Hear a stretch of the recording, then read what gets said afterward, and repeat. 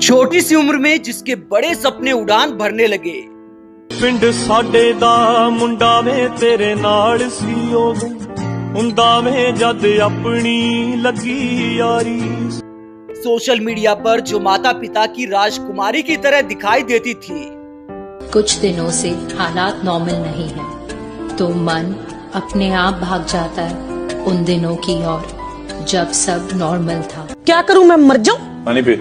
मेरी कोई फीलिंग नहीं है। हाँ ठीक है, पानी पी। तुम्हारी फीलिंग तुम्हारी, एक तो ताड़ा कुत्ता टॉमी, साडा कुत्ता कुत्ता।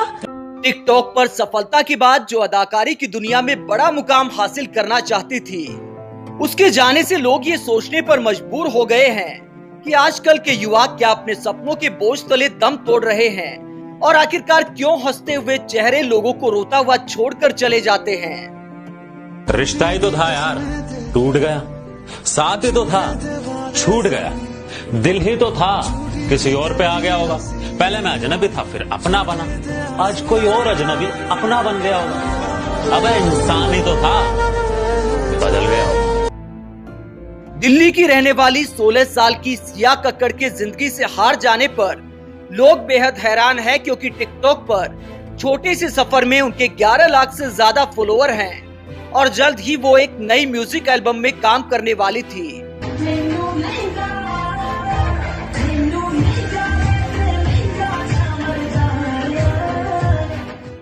इसके अलावा हाल ही में फादर्स डे पर अपने पिता के साथ उनकी पोस्ट में जिस अंदाज में उन्होंने वीडियो डाला, वो दिखाता है कि माता पिता के साथ भी उनकी अच्छी बॉन्डिंग थी और सिया कक्कड़ के सपनों को आगे बढ़ाने में माता पिता भी पूरा सहयोग कर रहे थे।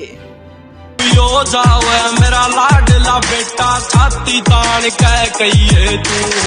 लेकिन सुशांत सिंह राजपूत के बाद सिया कक्कड़ ने जिस तरह चुनौतियों के सामने समर्पण किया, वो सवाल उठाता है कि आखिरकार आजकल के युवाओं की सोच इतनी जल्दी क्यों दम तोड़ जाती है। कुछ दिनों से हालात नॉर्मल नहीं है, इसीलिए बड़े बड़े पत्रकारों से लेकर विदेशी मीडिया तक ने इस खबर को प्रमुखता से दिखाया है। भारत के तमाम मीडिया संस्थानों के अलावा गल्फ न्यूज जैसे विदेशी मीडिया ने भी सिया कक्कड़ की खबर को दिखाते हुए सवाल खड़ा किया है कि आखिरकार अभिनय की दुनिया में मुस्कुराने वाले लोग क्यों जिंदगी की मुश्किलों से हार जाते हैं।